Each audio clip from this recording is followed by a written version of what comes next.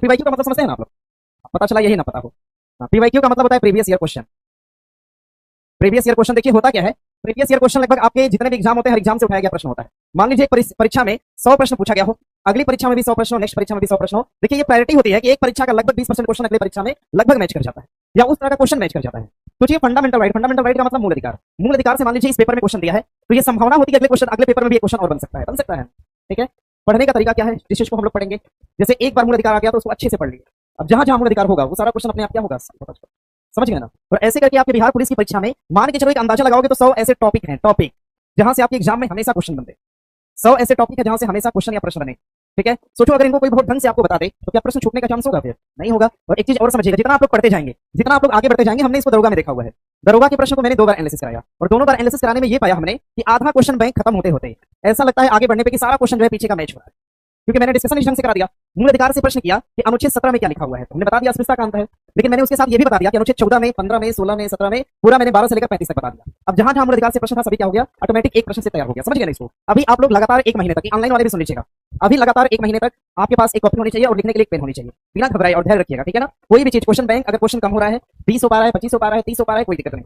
आगे चल के आप लोग जितना सीखते जाएंगे चीजें उतनी ज्यादा क्या होंगी, बढ़ती जाएंगी। सोचिए एक बार मूल अधिकार से प्रश्न आया और हमने आपको 12 से 35 तक लिखवा दिया, एक बार आपने लिख लिया। सोचिए क्वेश्चन अगर सेकंड बार आएगा तो क्या लिखने की जरूरत है? नहीं। खाली हम क्या करेंगे, यहाँ से बोलेंगे 12 में क्या है, 13 में क्या है, 14 में क्या है, 15 में क्या है, 16 में क्या है, और आप लोग बताते चलोगे। जितनी बार मूल अधिकार आएगा उतनी बार हम आपसे बुलवाएंगे और पूरा मूल अधिकार अपने आप क्या होगा यार। तरीका समझ गए इसका?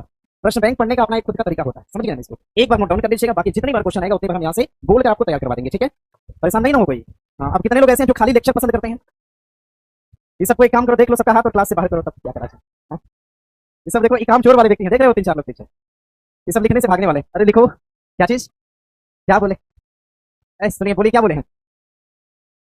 हाँ, सारी बातें लिखी है, क्यों दोबारा लिखेंगे, है ना। मेरी एक बात सुनिएगा, थोड़ा सा इत्मीनान से सुनिएगा। देखिए लिखा हुआ है, सर ने कल क्वेश्चन पढ़ाया आपको, ठीक है, सर ने कल पढ़ाया हुआ है ना, आप ही खड़े होंगे, कौन खड़े हो जाए, देखो देखो साइड इफेक्ट देख लो जरा, खड़े हो जाना। प्रश्न दिया है आपका ए, बी, सी और डी, ये 4 ऑप्शन दिए हैं। प्रश्न दिया है आपका निर्वाचन आयोग। निर्वाचन आयोग द्वारा भारत में वर्तमान नेशनल पार्टियों की संख्या कितनी है? कितनी मैंने नहीं पूछा, निम्नलिखित में से कौन सी ऐसी पार्टी जो कि नेशनल पार्टी नहीं है? हमने लिख दिया नेशनल पीपल्स पार्टी, हमने लिख दिया आम आदमी पार्टी, ठीक है, हमने लिख दिया बीएसपी और हमने लिख दिया एसपी।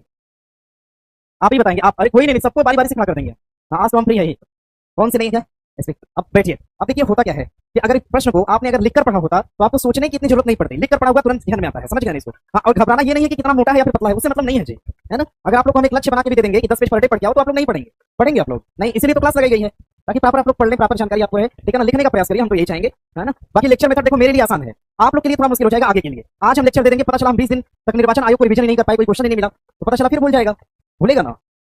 ठीक है, तो इत्मीनान से पढ़ते चलिए, कुछ दिन पढ़िए, कुछ दिन लिखकर पढ़िए, उसके बाद ऑटोमेटिक जब हमें फील होगा कि नहीं आप लोग सारी बातें जान गए हैं तो हम खुद ही लेक्चर मोड पे उस पे आ जाएंगे, ठीक है ना। थोड़ा कुछ चीजों में एफर्ट लगाया जाता है, मेहनत लगाई जाती है, ठीक है ना। सारी चीजें ऐसे ही थोड़ी मिल जाती है। चलिए बोल तो रहे हैं, हाँ लिखा तो है, जो जितना लिखेगा और जितना घिसेगा उतना ही बेहतर पड़ेगा, ठीक है। हाँ, ये तो सही नियम लगा।